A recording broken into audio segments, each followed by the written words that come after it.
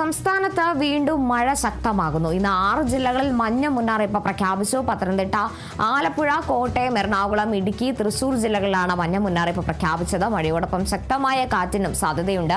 അപർണയുണ്ട് വിവരങ്ങളുമായി. അപർണ, ഏതായാലും വീണ്ടും സംസ്ഥാനത്ത് മഴ ശക്തമാകുകയാണ്. 6 ജില്ലകളിലാണ് മഞ്ഞ മുന്നറിയിപ്പുള്ളത്. കഴിഞ്ഞ മഴ സൃഷ്ടിച്ച പ്രത്യാഘാതങ്ങൾ എന്തെല്ലാമാണെന്ന് നമ്മൾ കണ്ടതാണ്. ആ ഒരു സാഹചര്യത്തിലടക്കം എന്തെല്ലാം നിർദ്ദേശങ്ങളാണ് മുന്നോട്ട് വരുന്നത്? കർത്തൂർ സംസ്ഥാനത്ത് ഒരിടവേളയ്ക്ക് ശേഷം വീണ്ടും മഴ കനക്കാനാണ് സാധ്യത എന്നാണ് കാലാവസ്ഥാ നിരീക്ഷണ വകുപ്പിന്റെ മുന്നറിയിപ്പ് നൽകിയിരിക്കുന്നത്.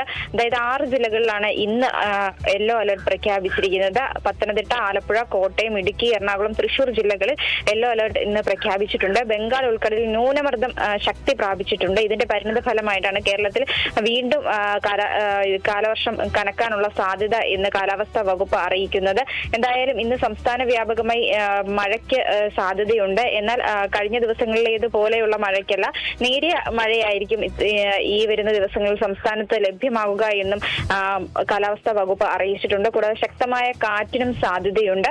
എന്തായാലും കേരള തീരത്ത് മത്സ്യബന്ധനത്തിന് തടസ്സമില്ല എന്നും കാലാവസ്ഥാ വകുപ്പ് അറിയിച്ചിട്ടുണ്ട്. ഈ ആഗസ്റ്റ് 17 വരെയുള്ള ദിവസങ്ങളിൽ പ്രത്യേകമായി മറ്റ് മുന്നറിയിപ്പുകളൊന്നുമില്ല. യെല്ലോ അലർട്ട് തന്നെയാണ് നിലവിലുള്ളത്. കാർത്തു. ശരി, അപർണയാണ് വിവരങ്ങൾ നൽകിയത്.